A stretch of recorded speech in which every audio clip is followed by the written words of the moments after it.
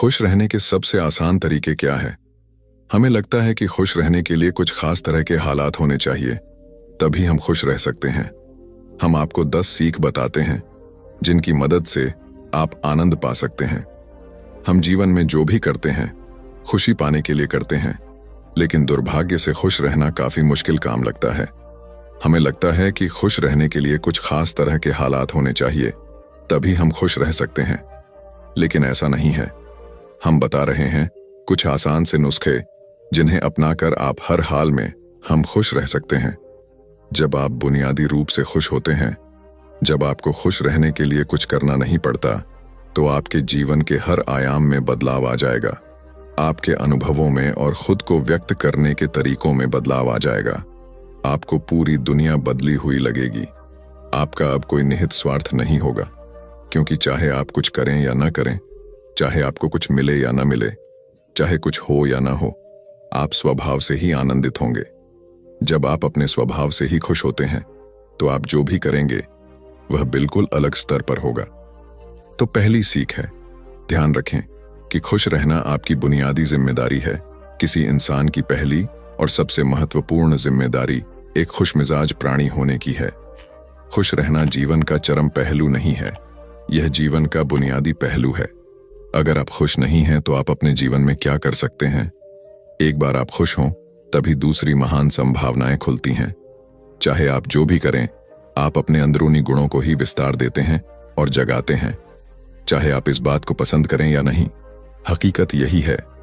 जब तक कि कोई महत्वपूर्ण चीज आपके भीतर घटित नहीं होती, आप दुनिया के लिए कुछ बहुत महत्वपूर्ण नहीं कर सकते। इसलिए अगर आप दुनिया के बारे में चिंतित हैं, तो पहली चीज आपको यह करनी चाहिए कि खुद को एक खुशमिजाज प्राणी में रूपांतरित करें। दूसरी सीख, पहचानें कि खुशी आपकी मूल प्रकृति है। इससे कोई फर्क नहीं पड़ता कि आप अपने जीवन में क्या कर रहे हैं, चाहे वह कारोबार हो, सत्ता, शिक्षा या सेवा।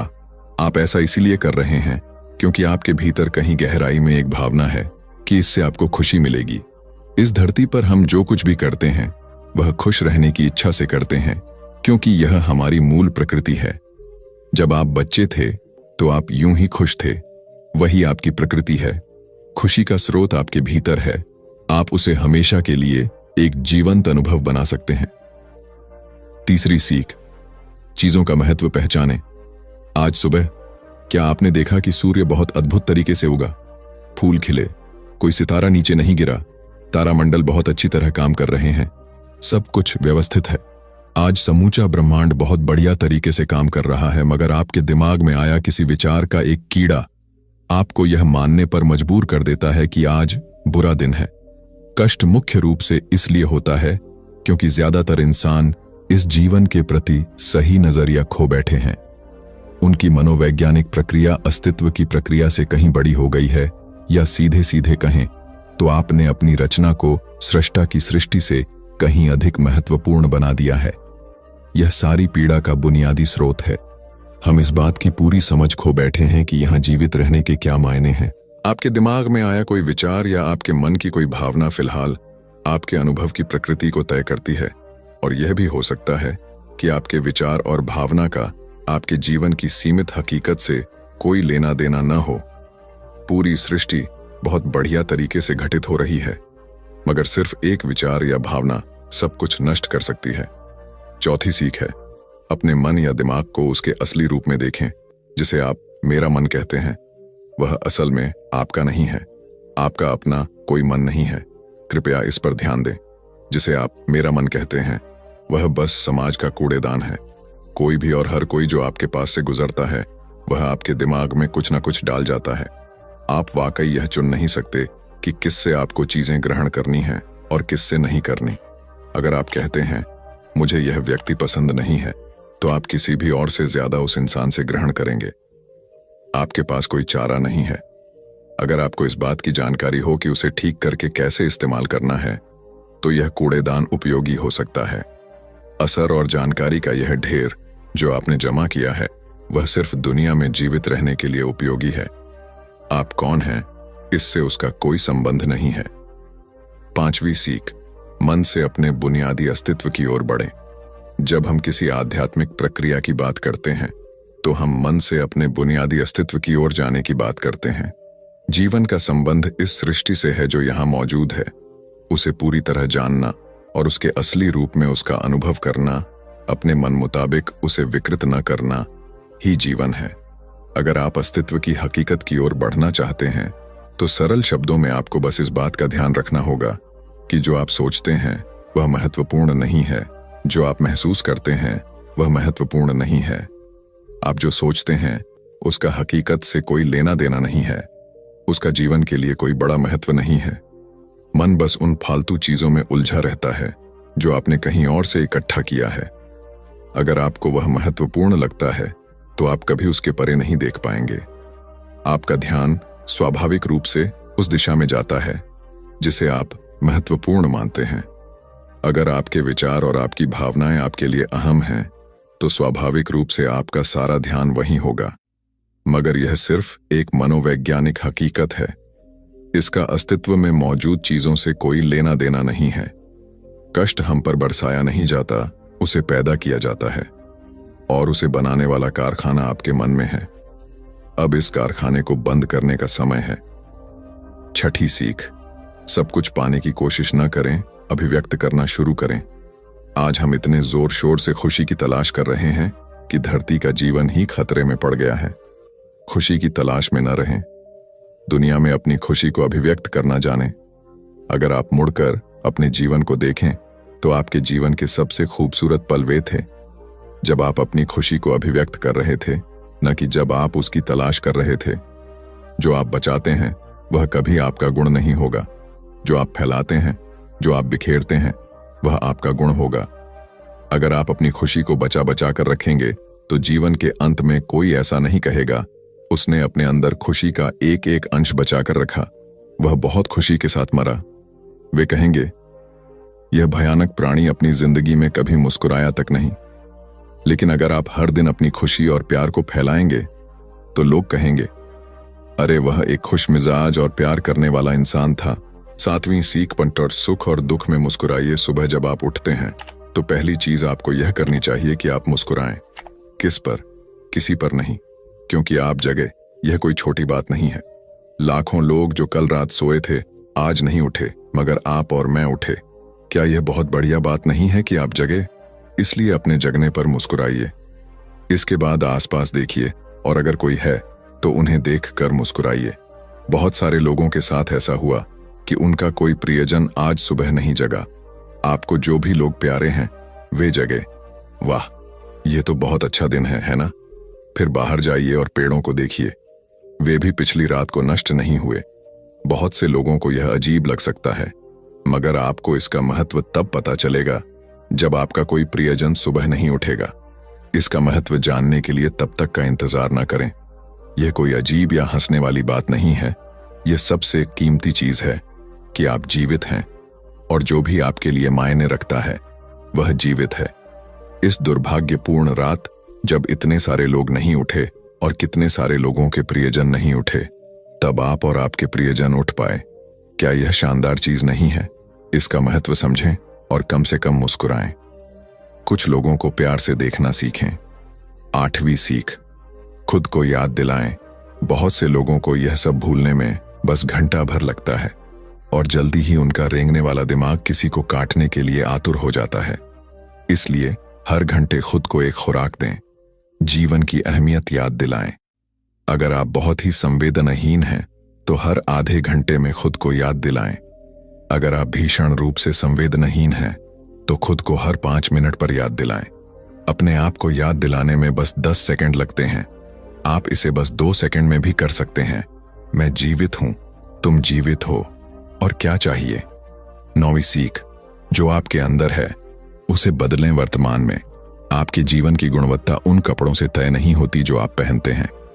वह आपकी शैक्षिक योग्यताओं, आपकी परिवार की स्थिति या आपके बैंक बैलेंस से तय नहीं होती। आपके जीवन की गुणवत्ता इस पर निर्भर करती है कि आप अपने भीतर कितने शांत और खुश हैं। निश्चित रूप से जिसे भोजन नहीं मिलता और जिसके पास जीवित रहने के लिए जरूरी बुनियादी चीजों की कमी है, वह शारीरिक रूप से बहुत कष्ट में होगा। इस पर ध्यान दिए जाने की जरूरत है। ऐसे लोगों के लिए हमें उन बुनियादी चीजों की व्यवस्था करनी होगी, मगर बाकियों के लिए उनकी जरूरतें एक अंतहीन सूची है। आपको लगता है कि कार चला रहा आदमी सड़क पर पैदल चल रहे आदमी से ज्यादा खुश है? नहीं, आपके पास क्या है उससे यह तय नहीं होता। यह इस पर निर्भर करता है कि वे उस समय कैसा महसूस कर रहे। 10वीं और आखिरी सीख, अपने आप को दूसरों से तुलना करना छोड़ दें। ज्यादातर लोग इसलिए दुखी नहीं होते क्योंकि उनके पास किसी चीज की कमी होती है। वे दुखी इसलिए होते हैं क्योंकि वे खुद की तुलना किसी और से करते हैं। आप एक मोटरबाइक चला रहे हैं, आप किसी को मर्सिडीज चलाते देखते हैं और खुद को दुखी कर लेते हैं। साइकिल पर चलने वाला कोई व्यक्ति आपको मोटरबाइक पर देखता है और यह उसके लिए लिमोसीन है। पैदल चलता कोई व्यक्ति साइकिल को देखकर सोचता है, अरे वाह, अगर मेरे पास सिर्फ यह साइकिल होती तो मैं अपनी जिंदगी में क्या क्या कर लेता। यह एक बेवकूफाना खेल है जो चलता रहता है। जो लोग खुश रहने के लिए बाहरी हालात पर निर्भर रहते हैं, वे कभी अपनी जिंदगी में सच्ची खुशी नहीं महसूस कर पाएंगे।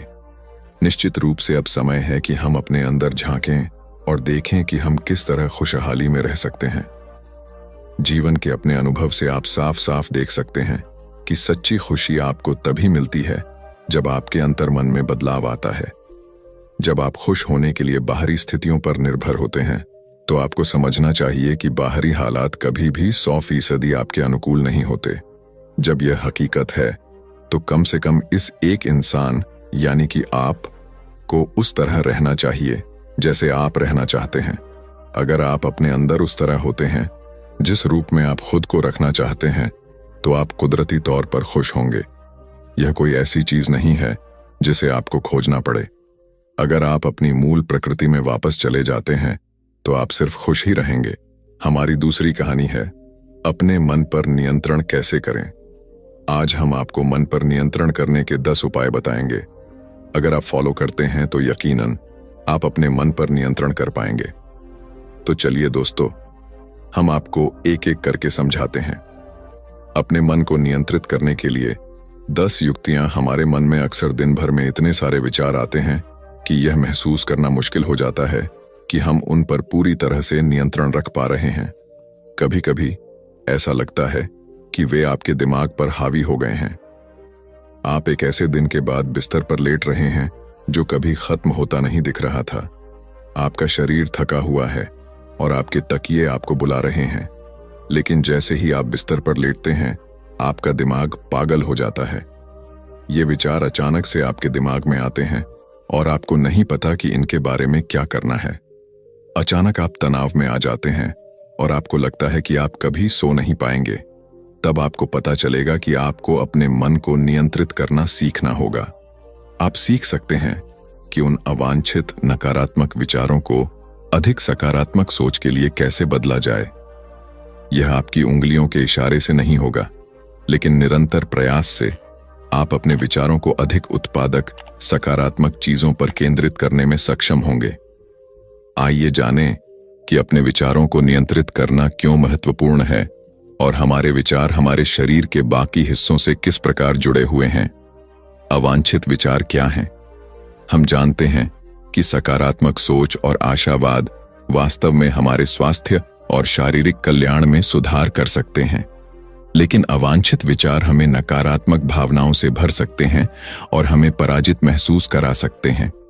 वे हमें अतीत में उलझाकर या भविष्य के बारे में चिंतित महसूस कराकर वर्तमान क्षण से दूर ले जाते हैं। अवांछित विचारों के साथ हम नकारात्मक आत्मचर्चा से जूझ सकते हैं क्योंकि हम कम आत्मविश्वास महसूस करते हैं, अधिक आत्मसंदेह करते हैं और हमारा आत्मसम्मान कम होता है। कभी कभी ये नकारात्मक विचार स्वतः स्फूर्त लग सकते हैं। शायद किसी बात ने आपको किसी ऐसे दोस्त की याद दिला दी हो जिसे आपने खो दिया हो या कोई अवसर चूक गया हो। उस समय आपके अवांछित विचार आपके काम को नुकसान पहुंचा सकते हैं या आपको कुछ नया करने से रोक सकते हैं। और अगर आप अपने मानसिक स्वास्थ्य से जूझ रहे हैं तो यह और भी बुरा हो सकता है। शोध से पता चला है कि अवसाद अधिक नकारात्मक विचार पैदा करता है, जिससे आपके अपने मन को नियंत्रित करना कठिन हो जाता है। अगर हम अपने विचारों पर नियंत्रण पाने के लिए प्रयास नहीं करते हैं, तो हमारे अवांछित विचार हमारे समग्र स्वास्थ्य पर नकारात्मक प्रभाव डाल सकते हैं। अगर आपको लगता है कि अवांछित विचारों से जूझने वाले आप अकेले नहीं हैं, तो आप अकेले नहीं हैं।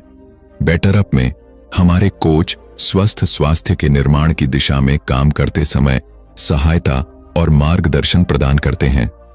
अवांछित विचारों से दूर अपने मन पर नियंत्रण पाना सीखना आसान नहीं है। इसके लिए कड़ी मेहनत और भरपूर ध्यान की आवश्यकता होती है।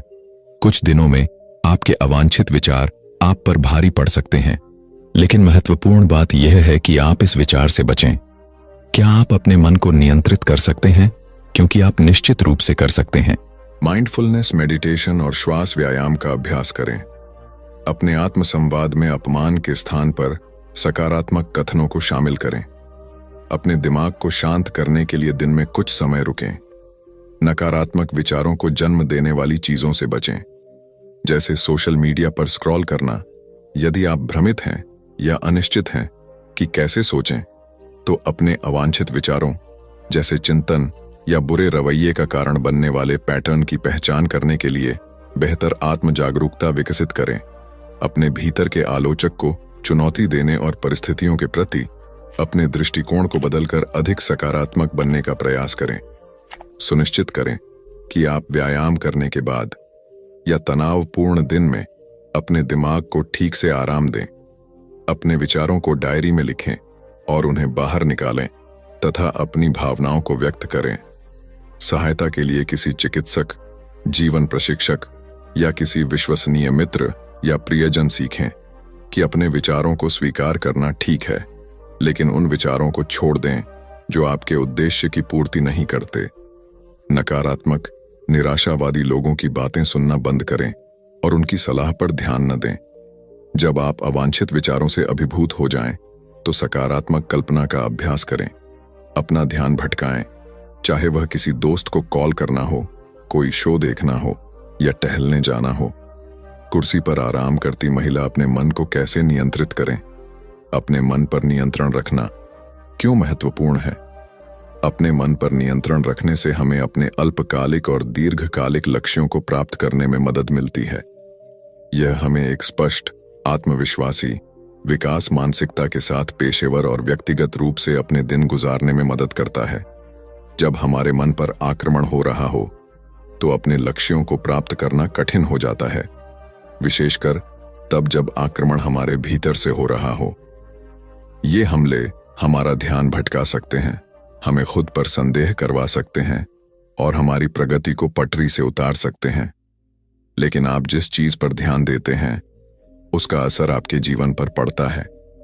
अगर आप अपने नकारात्मक विचारों को दूर करना सीख जाते हैं, तो आपके लिए सकारात्मक सोच बनाए रखना आसान हो जाएगा।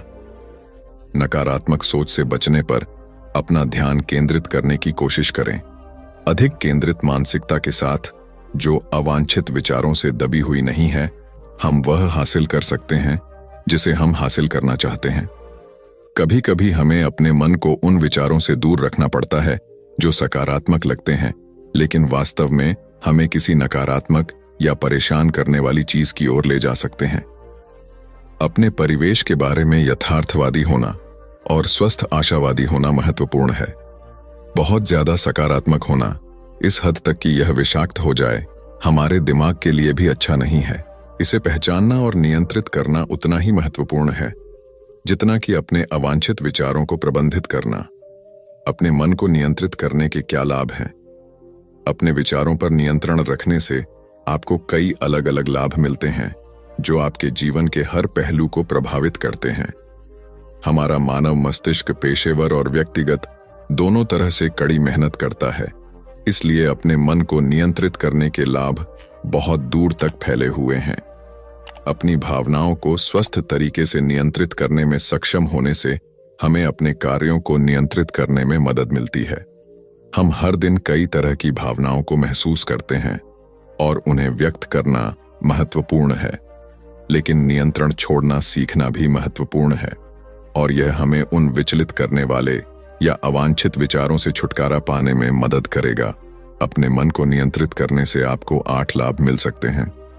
आप अपने रिश्तों में सीमाएं तय करना जानते हैं, क्योंकि आप जानते हैं कि आपको क्या चाहिए और क्या चाहिए। आपके विचार अधिक उद्देश्यपूर्ण और सार्थक हैं। आप जीवन में अधिक स्वस्थ और खुशहाल जीवन विकसित कर सकते हैं। आप अपने सामने आने वाली किसी भी चुनौती पर रचनात्मक, प्रभावी तरीके से विजय प्राप्त कर सकते हैं। निर्णय लेने के मामले में आपके पास अधिक अंतर्दृष्टि है। आप में आत्म जागरूकता की भावना अधिक होती है। आप रात को बेहतर नींद लेते हैं, क्योंकि आपका मन शांत रहता है। आप अपने विचारों के प्रति सजग हैं, चाहे वे सकारात्मक हों या नकारात्मक। हम कई स्थितियों में सावधान और नियंत्रण में रहने का अनुभव कर सकते हैं। काम पर समय प्रबंधन की अच्छी समझ होना ऐसा सिर्फ इसलिए नहीं होता कि हम अपने कैलेंडर का सही इस्तेमाल करते हैं। ऐसा इसलिए होता है क्योंकि हम अपने ऊर्जा स्तर, विचारों और कार्यों के प्रति, भावनाओं के प्रति सजग रहते हैं। इस नियंत्रण को छोड़ देने से हमें काम पर बर्नआउट के तनाव से उबरने में भी मदद मिलती है। हम सब कुछ नहीं कर सकते, चाहे हम कितनी भी कोशिश कर लें। अगर हम चिंता या उच्च तनाव के स्तर पर हैं, तो माइंडफुलनेस तब मददगार हो सकती है जब हम अपने मन को नियंत्रित करना सीख लें। माइंडफुल प्रैक्टिस हमें अपने तनाव को प्रबंधित करने और उसे कम करने में मदद करती है। शोध में यह भी पाया गया है कि माइंडफुलनेस मेडिटेशन और गहरी सांस लेने से लोगों को चिंता पर काबू पाने में मदद मिलती है। अपने मन पर ध्यान केंद्रित करने से हम अपने कार्यों और व्यवहार के साथ अधिक जानबूझकर हो सकते हैं। मन, शरीर और भावनाओं के बीच संबंध हमने अपने विचारों के बारे में बहुत बात की है, लेकिन हम यह नहीं भूल सकते कि हमें अपने मन को नियंत्रित करने के लिए अपने शरीर की स्थिति और भावनाओं के बारे में जागरूक होने की आवश्यकता है।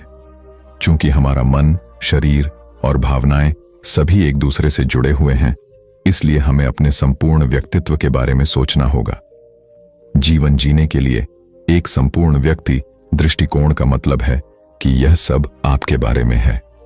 आप ड्राइवर की सीट पर हैं और विस्तार से बता रहे हैं कि आप क्या महसूस करते हैं, आपका शरीर कैसा काम कर रहा है और आपके दिमाग में क्या चल रहा है, और प्रत्येक भाग उतना ही महत्वपूर्ण है जितना कि अगला।